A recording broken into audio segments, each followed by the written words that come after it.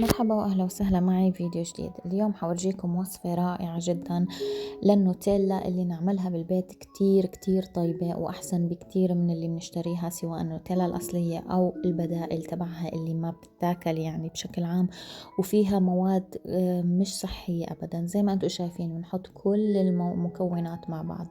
المكونات الرئيسية اللي أنا بستخدمها اللي هي التمر، بستخدم الكاكاو الخام، أنا استخدمته نوع بيو أورجانيك، حليب، زبدة، شوية سكر، نسبة خفيفة جدا يعني لا تقارن باللي بنشتريه من برا. فيكم تستبدلوا، أنا لأني ما كترت تمر، فيكم يعني تكون كمية التمر هي الكافية لتحلاية الخليط كله على بعضه.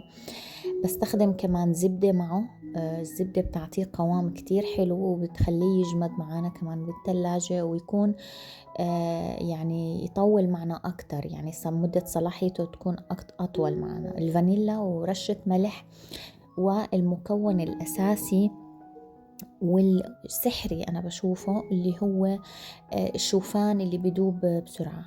أنا ضفته بعد هيك، يمكن ما بين معي بالفيديو، بس هذا هو المكون الأساسي والسحري لهذا الموضوع.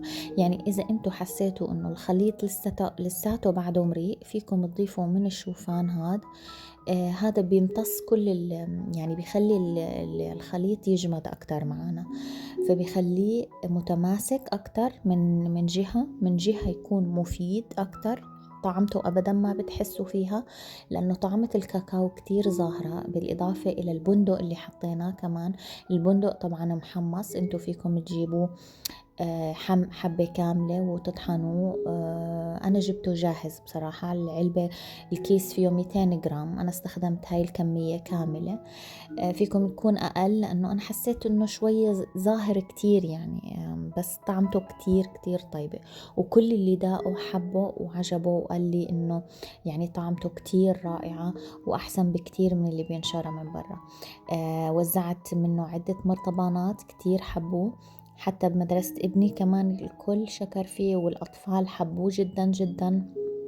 حتى الأطفال قالوا إنه أطيب من اللي بيشتروه من المحلات. فهذا الشيء كتير كتير حلو إنه الأطفال يحبوه، لأنه هو بالنهاية صحي، فيه تمر، فيه شوفان، نسبة السكر فيه كتير قليلة، فيه طبعا كالورين بسبب التمر الموجود فيه، الشوفان فيه شوية كالورين، بس أبدا لا يقارن بالأشياء اللي بيجي من برا. ممكن تضيفوا له إضافة اللي هي زيت جوز الهند، بيعطيه شوية لمعان وطراوة، بس يعني هو مش محتاج يعني، بس ممكن إذا أنتوا حبيتوا.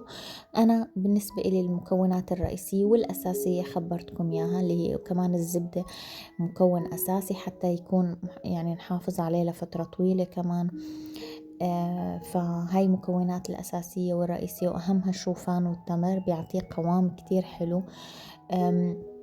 والحليب انتوا فيكم تضيفوا قد ما انتوا بتحبوا يعني، او حسب ما انتوا بتحسوا الخليط متماسك معاكم، تخلطوه بالخلاط زي ما انتوا شفتوا. الطريقة سهلة جدا. عملت كمان فيه كريب، فيكم تحطوه مع توست بالساندويش، بأي وصفات حلو فيكم تستخدموا. كمان بديل للناس اللي بتحب تروح على المطاعم زي الKFC ماكدونالدز وغيره. صدقوني بتقدروا تعملوا بالبيت يعني أطيب الوصفات وأحسنها وصحية أكتر. أنا هون عملت حتى بومس البطاطا الحلوة، بعد ما نقعتها شي دقيقة بالمي اللي بتغلي، بعدين شلتها صفيتها من المي وحطيت لها شوية نشا. النشا بيعطيها قرشة، نفس الشي فيكم تعملوا بالبطاطا العادية، حتى بالباذنجان كمان بيخليه ما يمتص زيت كتير ويكون منقرش. رائع، كانت طعمته طيبة جدا جدا البطاطا الحلوة المقلية. أنا بالنسبة لي كتير كتير بحبها. كمان عملت بالدجاج بهاي الطريقة اللي هي بطريقة الKFC كمان. فيكم تعملوه زي ما قلت بالبيت، بالطحين، بالملح، بتكونوا ناقعين الدجاج يفضل قبل بيوم، بيطلع طعمته كتير طيبة مع البهارات، شوية حمض، شوية توم، شوية ليمون، شوية يعني. بحيث إنه يكون ينتقع معانا وياخد نكهة كتير طيبة مع القلي. وزي ما انتم شايفين الوصفة سهلة وجدا رائعة، ففينا نقاطع بكل رياحة. يعني أي شيء بيتعلق بالأكل أنا بعتقد إنه دائما دائما له البديل، والبديل الصحي والأفضل الشيء اللي نحن بنعمله بإيدنا بالبيت. فبتمنى يكون الفيديو عجبكم، يكون مفيد. جربوا وصفة النوتيلا رح تدعولي وكتير رح تحبوها. الشوفان اللي بدوب اسمه شملتس فلوكن، موجود بالدي ام. فهذا مكون سحري لحتى توصلوا لقوام رائع جدا. بتمنى يكون الفيديو عجبكم، وإلى اللقاء.